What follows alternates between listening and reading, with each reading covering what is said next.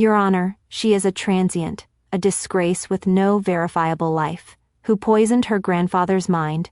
The words from my uncle's lawyer echoed in the packed courtroom. I saw my uncle, David, the family's self-appointed patriarch, a man who believes legacy is just another word for money. He was sneering, completely confident. His lawyer called me a ghost, a nobody. I remained perfectly still, my hands folded in my lap. I just let him talk. My lawyer, Sarah, a woman I trusted with my life, stood up. Your Honor, she said, her voice cutting through the tension. The defense presents one item in response to this character slander. A bailiff walked forward. He wasn't carrying a box of files. It was a single, black envelope, sealed with imposing dark wax. He handed it to the judge, a stern, older man named Judge Harrison. Judge Harrison broke the seal. The entire room held its breath. His eyes scanned the single page inside. His expression, it didn't just change, it collapsed. He went from procedural boredom to sharp, stunned recognition. He actually paled. The silence was deafening. The judge looked up, his gaze locking onto mine. Then, slowly, deliberately, he stood up. He wasn't a judge anymore. He snapped to rigid attention and delivered a crisp, formal military salute. Right at me. Ma'am, he said, his voice thick with a sudden, profound respect. Case closed. I heard a strangled noise from David. What is that? It all started 3 months earlier in a sterile, overlit lawyer's office. The air was thick with fake sympathy and real greed. We were there for the reading of my grandfather's will. Uncle David was practically vibrating in his seat, already counting his inheritance. The lawyer read through the clauses. The bulk of the liquid assets and stocks, they all went to David, just as he expected. A smug little smile played on his lips. And then the lawyer got to the final item, the historic, priceless family home and the surrounding estate, the one David had already been bragging he would sell to developers, is left solely and entirely to my granddaughter, Elara. David exploded. It wasn't quiet anger, it was a full-blown tantrum. He shot out of his chair, his face turning a blotchy red. Undue influence, he roared, pointing at me. She's a drifter, a leech. She manipulated him. He turned his full fury on me. You live in a tiny apartment in D.C. doing... what is it? He sneered, making air quotes. Some kind of government data entry? You're a failed adult. You have nothing. You poisoned him against me. I just sat there. I couldn't say anything. My entire life, my real life, was bound by non-disclosure agreements. I couldn't just tell them what I did. I couldn't correct him. And David, he mistook my silence for weakness. He saw it as an admission of guilt. I'm contesting this, he snarled. I'll see you in court. I will prove to the world that you are an incompetent, unstable grifter. I'll ruin you. David thought he was just fighting for a piece of property. He had no idea he'd just filed a public lawsuit that would force the United States government to officially refute his claims. To understand the reckoning that followed, you have to understand that the two lives I was living. My family's narrative of my life was simple, and it was sealed every Thanksgiving. I can still smell the turkey and the condescension. My Uncle David would be holding court, as always, a glass of wine raised high, his voice booming. A toast, he'd declare. My son Mark just got promoted to regional sales manager. The whole family would dutifully applaud. It was another rung climbed on the ladder of things they understood, things that were visible, tangible, and loud. I'd just sit there, quietly eating my mashed potatoes, feeling that familiar coldness settle in. This was the script. I was the footnote. Then, inevitably, the spotlight would swing to me. It always did. But never for a good reason. David would walk over and literally pat me on the head, as if I were a child or a well-behaved pet. And Elara's still typing, right? He'd say to the room, a performative chuckle in his voice. Still got that little cubicle job for the county? Don't worry, sweetie, he'd add, his voice dripping with a pity that felt worse than anger. There's honor in simple work. I felt that old familiar knot tighten in my stomach. The one that whispered, "You are invisible. Your work is a joke. You are a disappointment." This time, for some stupid reason, I decided to try. Just once. "Actually, Uncle David," I said, my voice quiet but clear enough to cut through the chatter. "I just received a commendation for a long-term project I finally finished." He just stared at me, his expression blank. Then he threw his head back and laughed. A loud, booming laugh that commanded the entire room to join in. "A commendation. Oh, that's great, sweetie. What was it, Employee of the Month?" He turned to the rest of the table, who were all smiling behind their wine glasses. "Did you get a gift card? Maybe a nice plaque for your little cubicle?" The family chuckled along with him. And I just looked down at my plate. That was the moment I just stopped. I stopped trying to make them see. I let them have their narrative.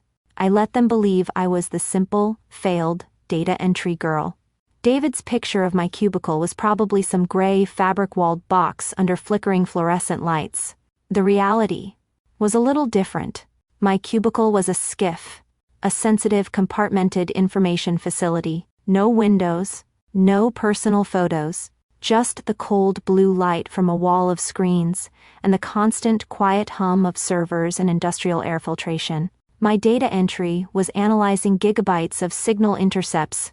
I wasn't an entry clerk.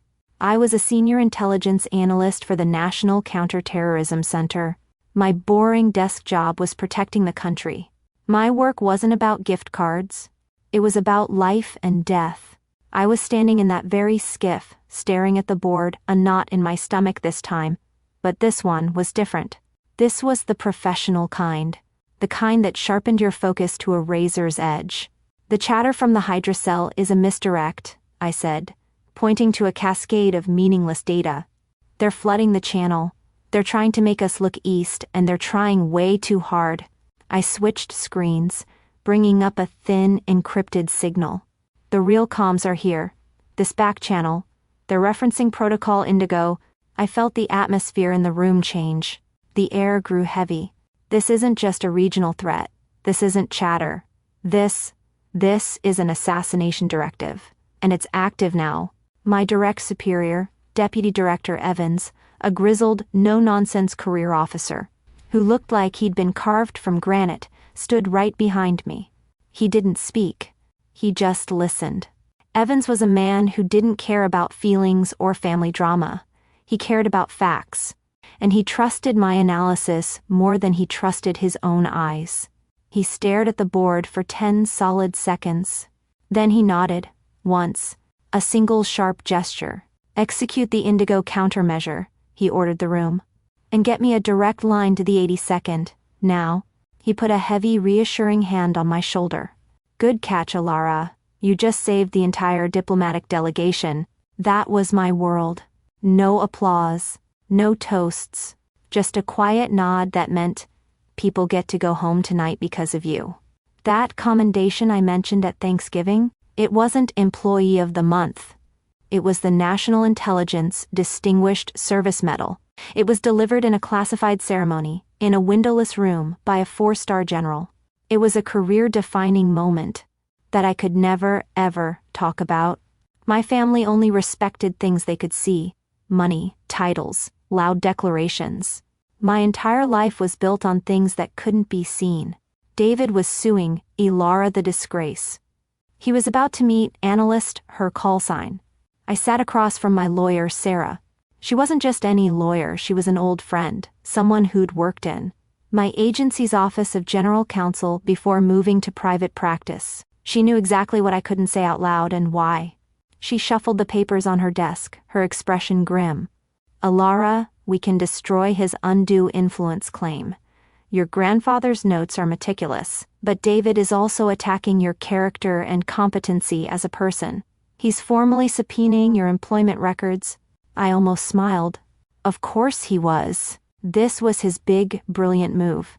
He thought he had me in a box, that I'd have to either resign to protect my cover or be held in contempt of court for refusing.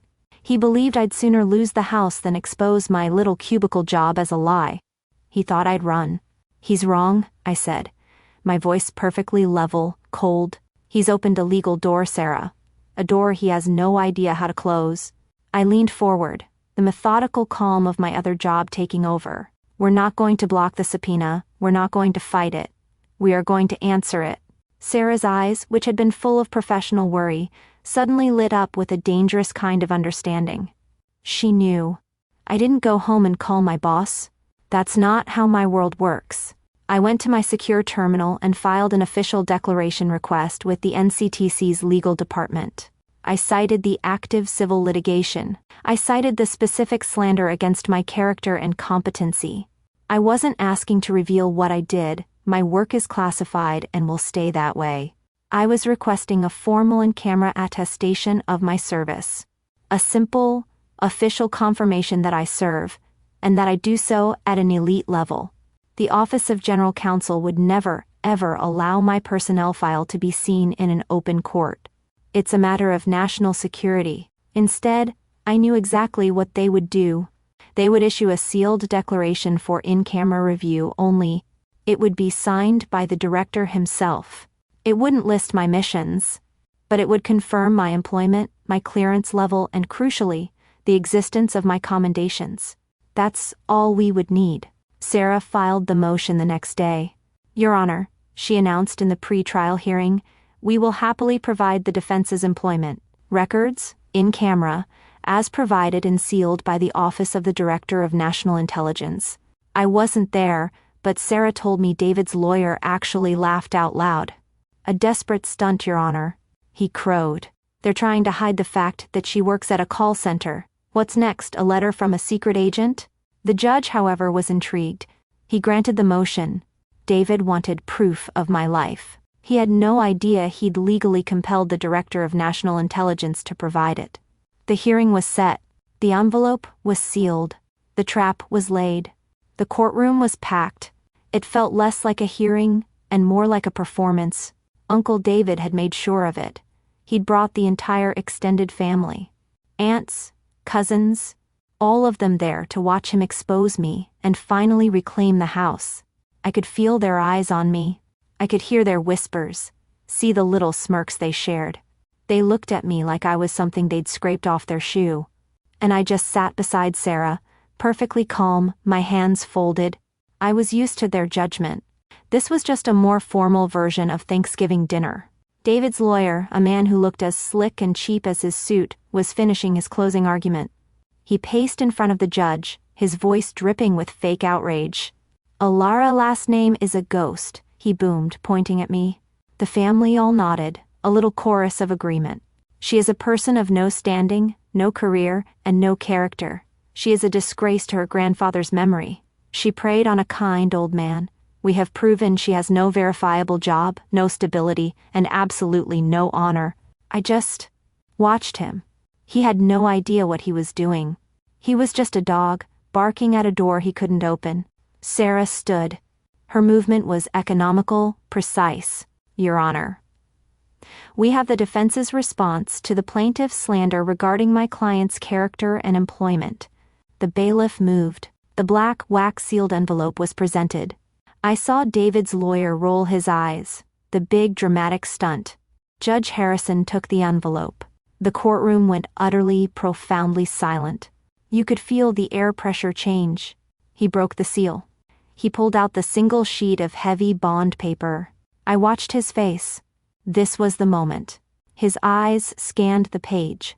He stopped. He read a line again. His jaw tightened.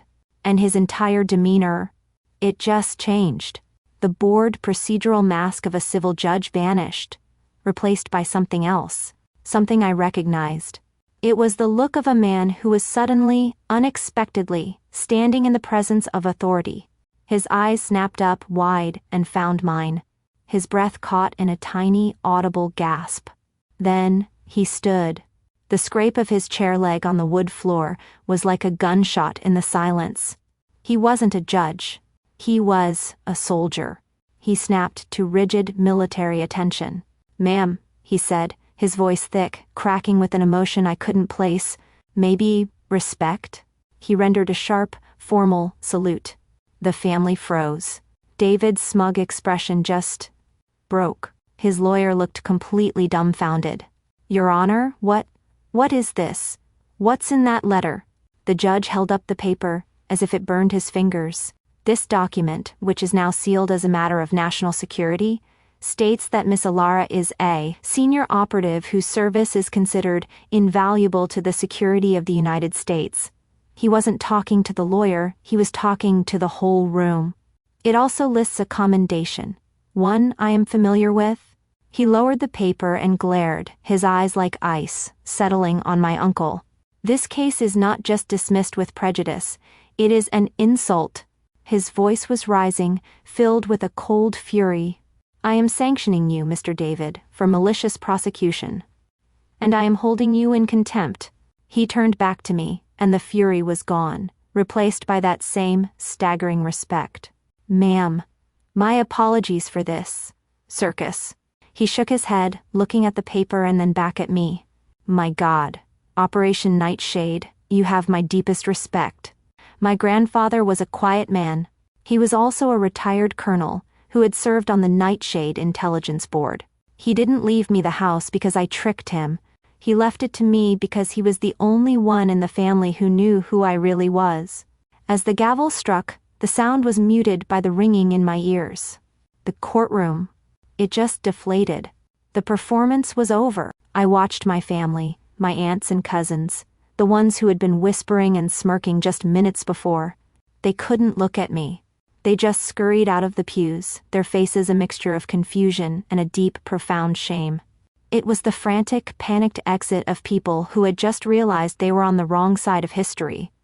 I saw Uncle David, his face ashen. He wasn't sneering anymore. He was being spoken to by a furious bailiff. Something about the sanctions, the malicious prosecution. He just kept saying, but. I felt a presence next to me. I looked up. Judge Harrison had stepped down from the bench. He wasn't wearing his robes. He was just a man. A man who looked at me with an expression I had never, ever received from my own family. It was a raw, personal gratitude. He cleared his throat, his voice thick. Ma'am, he started, then paused. That medal, the Nightshade Commendation, my son, his unit was saved by Nightshade Intel. He held out his hand, not as a judge but as a peer, as a father. I thank you for your service. I shook his hand. It was firm and it was real. In that moment, there was no victory speech. No, I told you so. I didn't need one. My victory was silent. It was total. And it was absolute. 1 year later, I was sitting on the front porch of my grandfather's house. My house? It wasn't the decaying relic David had wanted to sell for parts. I'd spent the year bringing it back. The peeling paint was gone, replaced with a crisp white. The overgrown gardens were tamed, and the porch swing. It was steady. This place wasn't a burden anymore. It was my base. It was my sanctuary. A cup of coffee was steaming next to my secure laptop. The air was quiet, broken only by the sound of birds and my own voice. I was in a video meeting, but I wasn't the quiet analyst in the back anymore. I was leading it. The new Hydra chatter is a trap, I said, my voice confident, clipping through the analysis. They're intentionally mimicking their old comms. But the metadata is sloppy. It's a misdirect. Here's why. On the screen, I saw my old boss, Deputy Director Evans. He wasn't my boss anymore. He was one of my peers, listening intently. He nodded. Good call, Chief. Section Chief, European Operations. That was my new title. This was my new family. Not a family bound by blood and resentment and a dysfunctional, invisible ledger of who got what. This was a family built on competence, on mutual respect, on a shared burden of silence. These were the people who knew exactly who I was, and they didn't need a judge to salute me to prove it. I took a sip of my coffee. The peace was real. I had my work. I had my home. I had my grandfather's legacy, not the money David craved but the legacy of quiet, dedicated service. I'd even found an old photo of him in his dress uniform, the Nightshade Intelligence Board pin on his lapel. I kept it on my desk. He knew. He'd always known. My phone buzzed on the table. A text from a number I didn't have saved, but I knew exactly who it was. I picked it up. Elara, the legal fees, the sanctions. I'm going to lose my business. I'll lose everything. Please. We're family. Can you help? I read the text from Uncle David, and I waited for the feeling. The flash of anger, the spike of triumph, the bitter satisfaction of seeing the man who called me a disgrace now begging me for help. I waited, and nothing came. There was just quiet, a calm detachment. All those Thanksgivings, all those years of being patted on the head, of being the data entry girl, the failure, it all felt like a story about someone else. He was right. I was a ghost to him. And he, in turn, no longer mattered to me. His opinion, his validation, his desperation, it just had no power. The ledger was closed. I didn't reply. I didn't delete it. I just hit the archive button. The message vanished. My peace was no longer dependent on his apology. My legacy was secure. I took another sip of coffee and turned back to my briefing. My focus was unbroken. All right, I said to my team, let's talk about the real threat. My uncle spent his life shouting to be seen, demanding respect he hadn't earned. In the end, his entire world was undone by a single sealed document. And the one person he refused to see. In my world, silence is a shield. But sometimes, you have to let the receipts speak for you. If you've ever had to prove your worth to people who were determined to misunderstand you, share your story below. In this community, your expertise is always recognized.